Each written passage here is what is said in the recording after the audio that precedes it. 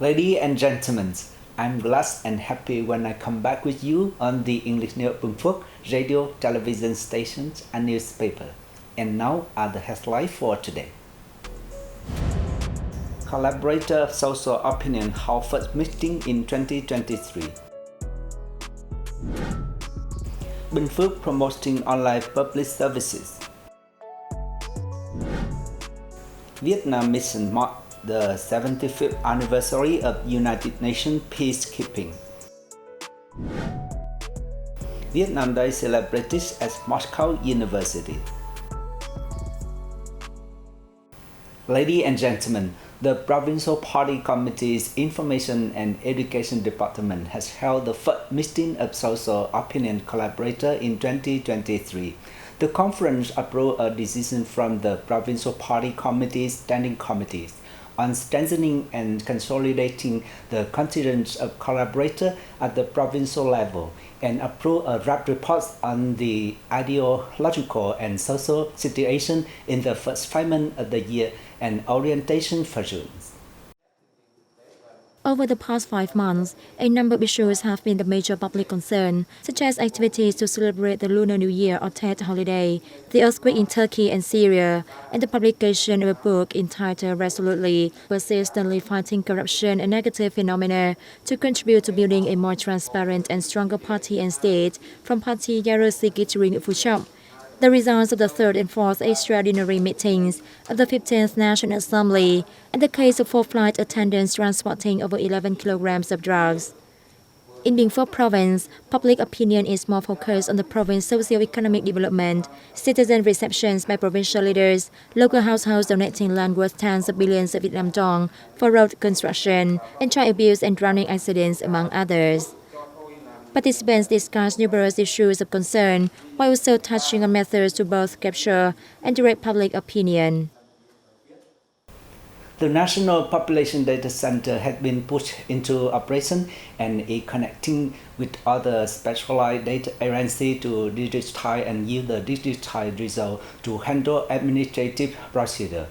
Online public services are therefore being widely utilized in carrying out residency registration procedure and brings clear benefits, including for accommodation service facility.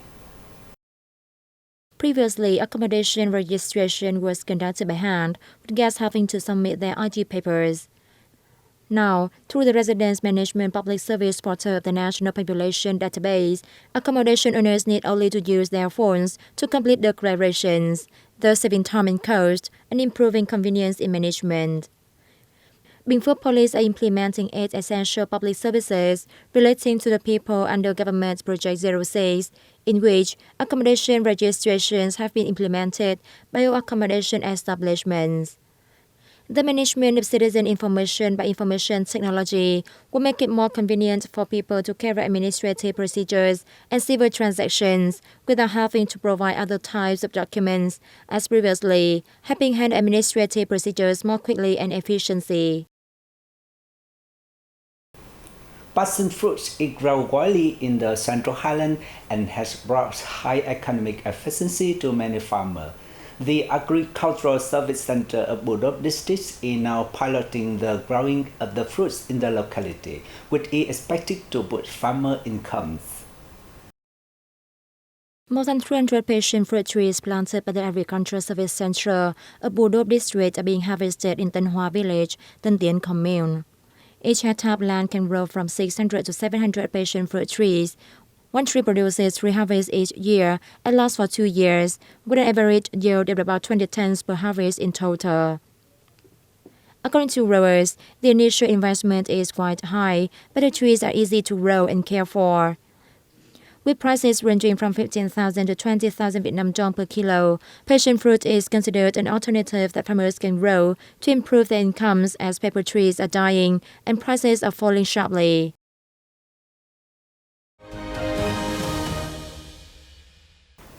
Ladies and gentlemen, President Võ Văn Thưởng visited Huệ Nghiêm and Minh Đạo Pagoda in Ho Chi Minh City on May the 26th to extend congratulations to Buddhist dignitary and follower on the occasion of Lord Buddha the 2567th birthday or Vesak days. Talking to Most Venerable Thích Trí Quảng, Patriarch of the Patronage Council of the Vietnam Buddhist Sangha at Huệ Nghiêm Pagoda, the state leader affirmed the party and state's consistent policy of respecting and ensuring people's right to freedom of belief and religion. Highlighting the significance of the birth anniversary of Lord Buddha, Most Venerable Thích Trí Quảng expressed his delight that under the party's leadership, Vietnam has been developing strongly and enjoying a growing stature in the world. Meeting with Most Venerable Thích Thiện Nhân, President of the Vietnam Buddhist Sangha's Executive Council at Minh Dao Pagoda, State President Thuong voiced his hope that the Vietnam Buddhist Sangha will uphold traditions of the Vietnamese Buddhism and contribute more to national development in the new period. Most Venerable Thích Thiện Nhân called on the state leader to keep supporting and creating favorable conditions for Buddhist followers to practice their religion and help with the national development. Ambassador Đặng Hoàng Giang, permanent representative of Vietnam to the United Nations, on May the 25th chaired a ceremony marking the 75th anniversary of the International Days of United Nations Peacekeepers, May the 29th, 1948 and 2023. In his remarks, Ambassador Đặng affirmed that Vietnam's active participation in peacekeeping since 2014 is an important policies and decisions of the party and state in the nation's integration process. He attributed Vietnam's peacekeeping achievements to efforts and contributions of all units involved, particularly officials and soldiers on duty at UN peacekeeping missions and headquarters.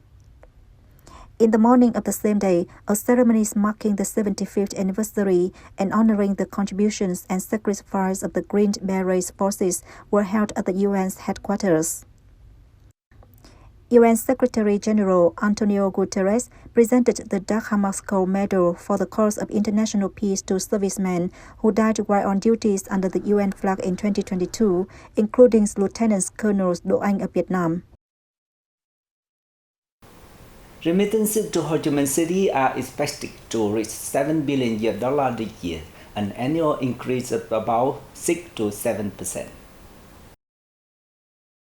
The State Bank of Vietnam's branch in the Southern Economic Hub said the remittances have increased continuously in the last 5 years, with the highest amount recorded in 2021 at more than $7.1 billion.